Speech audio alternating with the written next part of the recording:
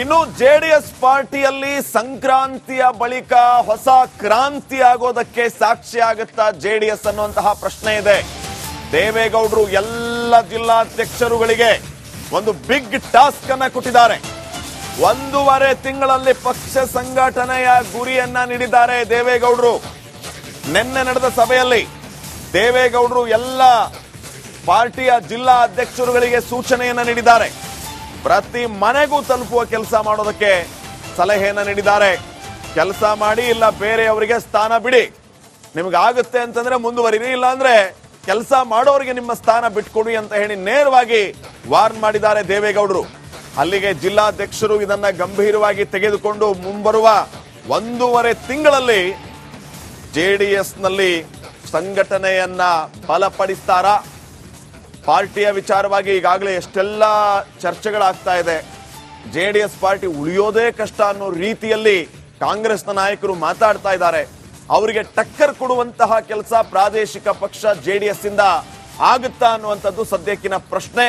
ಅದರಲ್ಲೂ ದೇವೇಗೌಡರು ನಿನ್ನೆ ಈ ರೀತಿಯ ಖಡಕ್ ವಾರ್ನಿಂಗ್ ಕೊಟ್ಟಿರುವ ಹಿನ್ನೆಲೆ ಮತ್ತೆ ಕಾರ್ಯಕರ್ತರು ಹೊಸ ಹುರುಪಿನಲ್ಲಿ ಕೆಲಸ ಮಾಡಬಹುದಾ ಅನ್ನೋದು ಪ್ರಶ್ನೆ.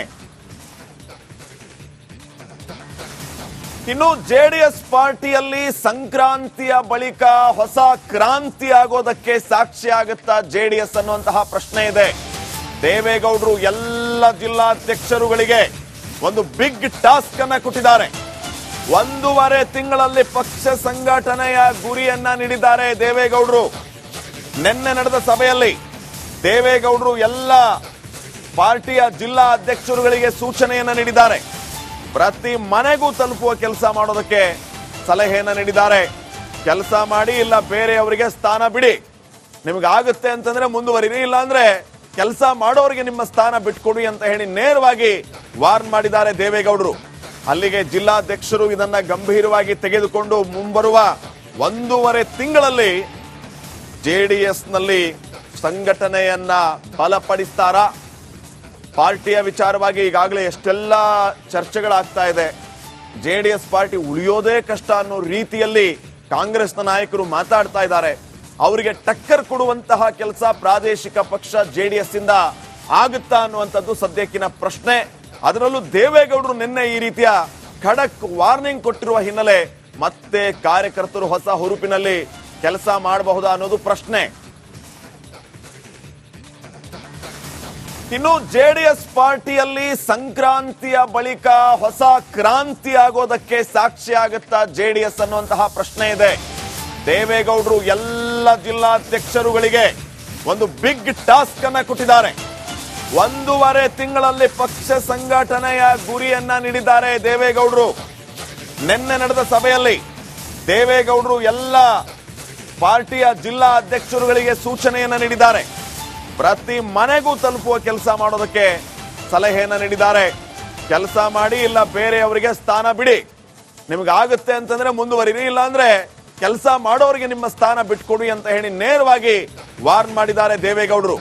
ಅಲ್ಲಿಗೆ ಜಿಲ್ಲಾಧ್ಯಕ್ಷರು ಇದನ್ನ ಗಂಭೀರವಾಗಿ ತೆಗೆದುಕೊಂಡು ಮುಂಬರುವ 1.5 ತಿಂಗಳಲ್ಲಿ ಜೆಡಿಎಸ್ ನಲ್ಲಿ ಸಂಘಟನೆಯನ್ನ ಬಲಪಡಿಸ್ತಾರಾ? ಪಾರ್ಟಿಯ ವಿಚಾರವಾಗಿ ಈಗಾಗಲೇ ಎಷ್ಟೆಲ್ಲ ಚರ್ಚೆಗಳಾಗ್ತಾ ಇದೆ. ಜೆಡಿಎಸ್ ಪಾರ್ಟಿ ಉಳಿಯೋದೇ ಕಷ್ಟ ಅನ್ನೋ ರೀತಿಯಲ್ಲಿ ಕಾಂಗ್ರೆಸ್ನ ನಾಯಕರು ಮಾತಾಡ್ತಾ ಇದ್ದಾರೆ. ಅವರಿಗೆ ಟಕ್ಕರ್ ಕೊಡುವಂತಹ ಕೆಲಸ ಪ್ರಾದೇಶಿಕ ಪಕ್ಷ ಜೆಡಿಎಸ್ ಇಂದ ಆಗುತ್ತಾ ಅನ್ನುವಂಥದ್ದು ಸದ್ಯಕ್ಕಿನ ಪ್ರಶ್ನೆ. ಅದರಲ್ಲೂ ದೇವೇಗೌಡರು ನಿನ್ನೆ ಈ ರೀತಿಯ ಖಡಕ್ ವಾರ್ನಿಂಗ್ ಕೊಟ್ಟಿರುವ ಹಿನ್ನೆಲೆ ಮತ್ತೆ ಕಾರ್ಯಕರ್ತರು ಹೊಸ ಹುರುಪಿನಲ್ಲಿ ಕೆಲಸ ಮಾಡಬಹುದಾ ಅನ್ನೋದು ಪ್ರಶ್ನೆ. ಇನ್ನು ಜೆಡಿಎಸ್ ಪಾರ್ಟಿಯಲ್ಲಿ ಸಂಕ್ರಾಂತಿಯ ಬಳಿಕ ಹೊಸ ಕ್ರಾಂತಿ ಆಗೋದಕ್ಕೆ ಸಾಕ್ಷಿ ಆಗುತ್ತಾ ಜೆಡಿಎಸ್ ಅನ್ನುವಂತಹ ಪ್ರಶ್ನೆ ಇದೆ. ದೇವೇಗೌಡರು ಎಲ್ಲ ಜಿಲ್ಲಾಧ್ಯಕ್ಷರುಗಳಿಗೆ ಒಂದು ಬಿಗ್ ಟಾಸ್ಕ್ ಅನ್ನ ಕೊಟ್ಟಿದ್ದಾರೆ. 1.5 ತಿಂಗಳಲ್ಲಿ ಪಕ್ಷ ಸಂಘಟನೆಯ ಗುರಿಯನ್ನ ನೀಡಿದ್ದಾರೆ ದೇವೇಗೌಡರು. ನಿನ್ನೆ ನಡೆದ ಸಭೆಯಲ್ಲಿ ದೇವೇಗೌಡರು ಎಲ್ಲ ಪಾರ್ಟಿಯ ಜಿಲ್ಲಾ ಅಧ್ಯಕ್ಷರುಗಳಿಗೆ ಸೂಚನೆಯನ್ನ ನೀಡಿದ್ದಾರೆ. ಪ್ರತಿ ಮನೆಗೂ ತಲುಪುವ ಕೆಲಸ ಮಾಡೋದಕ್ಕೆ ಸಲಹೆಯನ್ನ ನೀಡಿದ್ದಾರೆ. ಕೆಲಸ ಮಾಡಿ, ಇಲ್ಲ ಬೇರೆಯವರಿಗೆ ಸ್ಥಾನ ಬಿಡಿ, ನಿಮ್ಗಾಗುತ್ತೆ ಅಂತಂದ್ರೆ ಮುಂದುವರಿರಿ, ಇಲ್ಲ ಅಂದ್ರೆ ಕೆಲಸ ಮಾಡೋರಿಗೆ ನಿಮ್ಮ ಸ್ಥಾನ ಬಿಟ್ಕೊಡಿ ಅಂತ ಹೇಳಿ ನೇರವಾಗಿ ವಾರ್ನ್ ಮಾಡಿದ್ದಾರೆ ದೇವೇಗೌಡರು.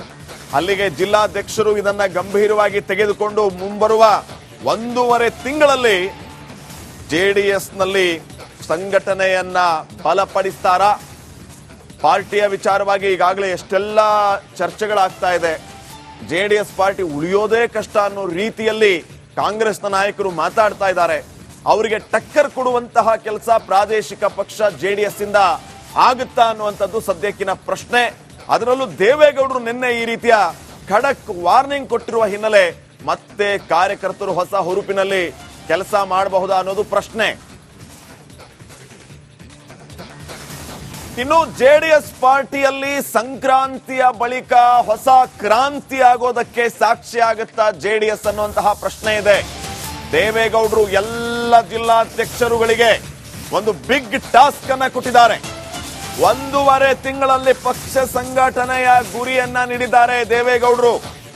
ನಿನ್ನೆ ನಡೆದ ಸಭೆಯಲ್ಲಿ ದೇವೇಗೌಡರು ಎಲ್ಲ ಪಾರ್ಟಿಯ ಜಿಲ್ಲಾ ಅಧ್ಯಕ್ಷರುಗಳಿಗೆ ಸೂಚನೆಯನ್ನ ನೀಡಿದ್ದಾರೆ.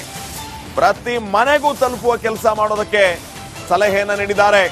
ಕೆಲಸ ಮಾಡಿ, ಇಲ್ಲ ಬೇರೆಯವರಿಗೆ ಸ್ಥಾನ ಬಿಡಿ. ನಿಮ್ಗಾಗುತ್ತೆ ಅಂತಂದ್ರೆ ಮುಂದುವರಿರಿ, ಇಲ್ಲ ಅಂದ್ರೆ ಕೆಲಸ ಮಾಡೋರಿಗೆ ನಿಮ್ಮ ಸ್ಥಾನ ಬಿಟ್ಕೊಡಿ ಅಂತ ಹೇಳಿ ನೇರವಾಗಿ ವಾರ್ನ್ ಮಾಡಿದ್ದಾರೆ ದೇವೇಗೌಡರು. ಅಲ್ಲಿಗೆ ಜಿಲ್ಲಾಧ್ಯಕ್ಷರು ಇದನ್ನ ಗಂಭೀರವಾಗಿ ತೆಗೆದುಕೊಂಡು ಮುಂಬರುವ 1.5 ತಿಂಗಳಲ್ಲಿ ಜೆಡಿಎಸ್ನಲ್ಲಿ ಸಂಘಟನೆಯನ್ನ ಬಲಪಡಿಸ್ತಾರಾ? ಪಾರ್ಟಿಯ ವಿಚಾರವಾಗಿ ಈಗಾಗಲೇ ಎಷ್ಟೆಲ್ಲ ಚರ್ಚೆಗಳಾಗ್ತಾ ಇದೆ. ಜೆಡಿಎಸ್ ಪಾರ್ಟಿ ಉಳಿಯೋದೇ ಕಷ್ಟ ಅನ್ನೋ ರೀತಿಯಲ್ಲಿ ಕಾಂಗ್ರೆಸ್ನ ನಾಯಕರು ಮಾತಾಡ್ತಾ ಇದ್ದಾರೆ. ಅವರಿಗೆ ಟಕ್ಕರ್ ಕೊಡುವಂತಹ ಕೆಲಸ ಪ್ರಾದೇಶಿಕ ಪಕ್ಷ ಜೆಡಿಎಸ್ ಇಂದ ಆಗುತ್ತಾ ಅನ್ನುವಂಥದ್ದು ಸದ್ಯಕ್ಕಿನ ಪ್ರಶ್ನೆ. ಅದರಲ್ಲೂ ದೇವೇಗೌಡರು ನಿನ್ನೆ ಈ ರೀತಿಯ ಖಡಕ್ ವಾರ್ನಿಂಗ್ ಕೊಟ್ಟಿರುವ ಹಿನ್ನೆಲೆ ಮತ್ತೆ ಕಾರ್ಯಕರ್ತರು ಹೊಸ ಹುರುಪಿನಲ್ಲಿ ಕೆಲಸ ಮಾಡಬಹುದಾ ಅನ್ನೋದು ಪ್ರಶ್ನೆ. ಇನ್ನು ಜೆಡಿಎಸ್ ಪಾರ್ಟಿಯಲ್ಲಿ ಸಂಕ್ರಾಂತಿಯ ಬಳಿಕ ಹೊಸ ಕ್ರಾಂತಿ ಆಗೋದಕ್ಕೆ ಸಾಕ್ಷಿ ಆಗುತ್ತಾ ಜೆಡಿಎಸ್ ಅನ್ನುವಂತಹ ಪ್ರಶ್ನೆ ಇದೆ. ದೇವೇಗೌಡರು ಎಲ್ಲ ಜಿಲ್ಲಾಧ್ಯಕ್ಷರುಗಳಿಗೆ ಒಂದು ಬಿಗ್ ಟಾಸ್ಕ್ ಅನ್ನ ಕೊಟ್ಟಿದ್ದಾರೆ.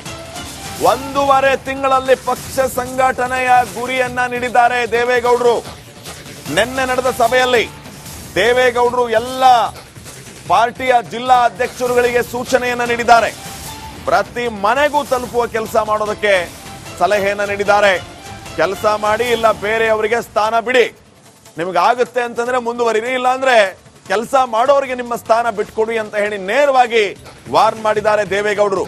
ಅಲ್ಲಿಗೆ ಜಿಲ್ಲಾಧ್ಯಕ್ಷರು ಇದನ್ನ ಗಂಭೀರವಾಗಿ ತೆಗೆದುಕೊಂಡು ಮುಂಬರುವ 1.5 ತಿಂಗಳಲ್ಲಿ ಜೆಡಿಎಸ್ನಲ್ಲಿ ಸಂಘಟನೆಯನ್ನ ಬಲಪಡಿಸ್ತಾರಾ? ಪಾರ್ಟಿಯ ವಿಚಾರವಾಗಿ ಈಗಾಗಲೇ ಎಷ್ಟೆಲ್ಲ ಚರ್ಚೆಗಳಾಗ್ತಾ ಇದೆ. ಜೆಡಿಎಸ್ ಪಾರ್ಟಿ ಉಳಿಯೋದೇ ಕಷ್ಟ ಅನ್ನೋ ರೀತಿಯಲ್ಲಿ ಕಾಂಗ್ರೆಸ್ನ ನಾಯಕರು ಮಾತಾಡ್ತಾ ಇದ್ದಾರೆ. ಅವರಿಗೆ ಟಕ್ಕರ್ ಕೊಡುವಂತಹ ಕೆಲಸ ಪ್ರಾದೇಶಿಕ ಪಕ್ಷ ಜೆಡಿಎಸ್ ಇಂದ ಆಗುತ್ತಾ ಅನ್ನುವಂಥದ್ದು ಸದ್ಯಕ್ಕಿನ ಪ್ರಶ್ನೆ.